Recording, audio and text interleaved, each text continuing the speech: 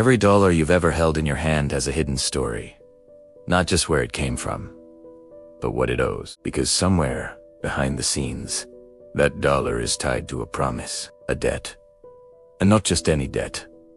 One that grows, one that quietly accumulates interest, whether you notice it or not. Here's the part that sounds impossible. Dollar in circulation is created through debt, and every debt carries interest. Where does the extra money come from to pay that interest? Because it means something unsettling. It suggests that, collectively, we owe more money than actually. The system continues. Smoothly. Quietly. Almost invisibly. No alarms. No sudden collapse. Constant, low hum of expansion. Borrowing.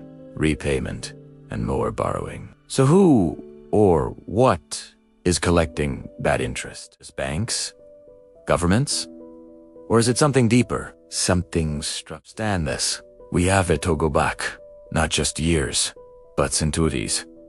To a time before money worked the way it does today. Because this system didn't appear overnight. It was built piece by piece. Decision by decision. It was a time when money wasn't created through loans. Gold coins. Silver coins. Physical currency backed by tangible value. Simple. You gave something a value. You received something of value. Money was a medium, not a liability. But as economies grew, transporting gold became risky.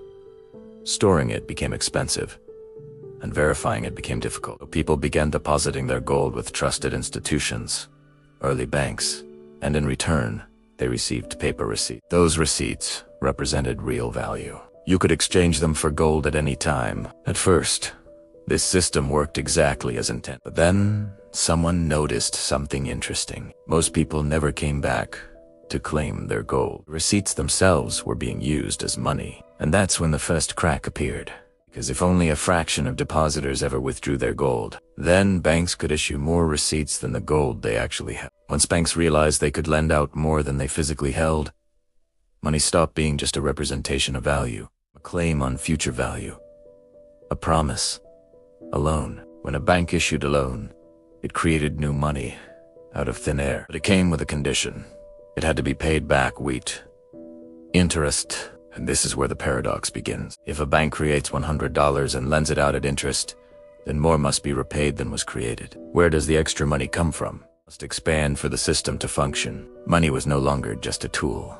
It was tied to an ever-expanding web of obligation. As nations industrialized, the demand for capital exploded. Governments began to rely on borrowing, issuing bonds, essentially IOUs. Central banks emerged as the orchestra. They controlled interest rates and reinforced the structure. Money enters the system through debt. A system built on debt thrives, as long as it expands. But what happens when borrowing decreases or people can't take on more? This doesn't stop. It accumulates relentlessly.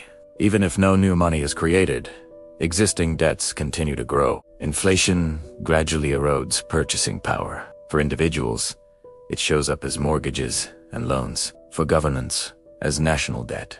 Who is collecting the interest? It's not a person, it's the system itself.